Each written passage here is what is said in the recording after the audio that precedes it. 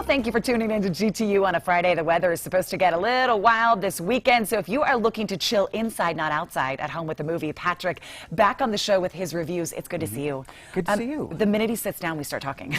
Yeah. We start talking movies, we start talking shows, and what's your favorite right now? This first one is going to be big. Yes, already big because it's been hitting all of the festivals. It actually went to Sundance even. Judas and the Black Messiah. This is directed by Shaka King. This is about the Illinois chapter Black Panther Party chairman Fred Hampton, told through the perspective of an FBI informant who starts off as kind of like a petty criminal, and then the FBI grabs him, basically convinces him to join this Black Panther chapter, infiltrate them, kind of understand what they're doing, and in that sense he gets the trust of Fred Hampton and turns on him? Well, you don't know, because through the whole story you're not sure if he's going to turn on the FBI or where he's at emotionally in it. And as the story progresses, Fred Hampton finds love through one of the revolutionary comrades that he's working with, and you just start to see the power of the movement. And this movement, honestly, the Black Panthers, when I was in school, we were not really educated on this, especially what they did for the community, and the ideas and principles that they had were very much on the spectrum of like social help, like making sure that people get meals in their community, making sure they have clothes, shelters. They were doing a lot of stuff, and this film does a really good job of showing all of the scope of what was going on with the Black Panther Did you Party. like it? Were you interested from start to finish? Absolutely, and the performances. Lakeith Stanfield and Daniel Kaluuya are incredible. Daniel Kaluuya, he's going to get nominated for an Oscar, and honestly, I hope he wins. He was incredible. So this is HBO Max, everybody. That's where this one will be. Theaters, possibly, as well. On theaters and there. HBO Max, because Okay. HBO Max releases all of their Warner Brothers movies at the same time. All right, let's talk about the next one, and this has one of my favorite actresses, Robin Yes. Wright. Directed and partially written by Robin Wright. This is Land. Basically, a woman has gone through enough tragedy where she just cuts out society completely. She said, I'm going to the woods, I'm going to the Rockies, into Wyoming. I'm going to try to figure this out on my own. And Kanye did the same.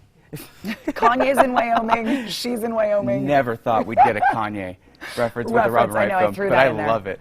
But as she's exploring the wilderness, she basically is overwhelmed, can't really handle as much with like getting fire and stuff, so she gets the help of a friend that is around this area and starts to overcome her grief, starts to understand what it means to come back to reality, to be with society again, and overcome just tragedy.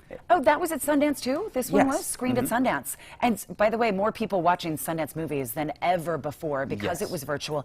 Did you like this one? Did audiences like this one? This is one of the films that is a crowd pleaser, as in like the triumph of the human spirit. You know, you see a lot of those films.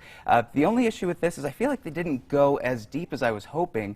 A lot of the scenes, the moments were a little more surface level. I would have liked a little more depth with it. But Robin Wright's incredible.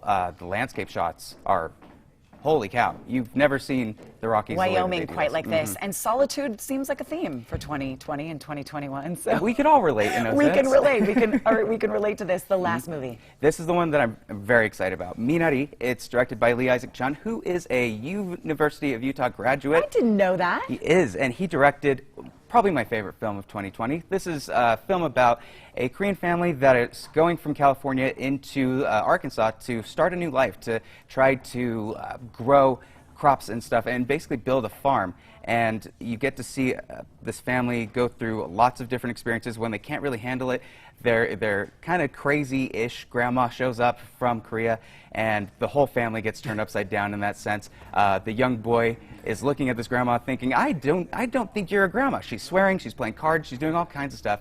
And you see that this film, it might be Korean-based, might have subtitles in it, but it is the most American film that you will ever watch. It is the American dream on film. It's incredible. Did you like? Are you distracted by the subtitles, or do they move it along? Oh no, it all blends seamlessly. It is something where you can watch this with like all five senses, essentially. Like you are able to connect so well to Stephen Yeun's character, to the wife's character, and with the struggle of just wanting to make it in their world, to self-sustain their family.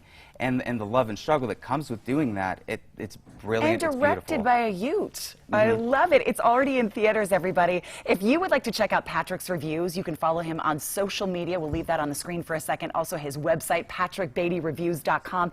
But it's so nice to know, especially right now, because we're not getting out and about as much. And then this shows up on Netflix, and this shows up on HBO Max. So Patrick can walk you through and navigate. Happy Valentine's weekend. Oh, happy Valentine's Day. Up next, everybody, a virtual summit empowering young women of color. We'll tell you about that, Brian. And then still ahead, roses you can eat. We share how to make these chocolate-covered treats at home. And then at GTU at 10, artful interiors born from creativity. We visit a woman-owned and operated shop with unique items to decorate your home. But first, here's what's coming up on the rest of the show, including date night at the museum, and later, a great lower body workout.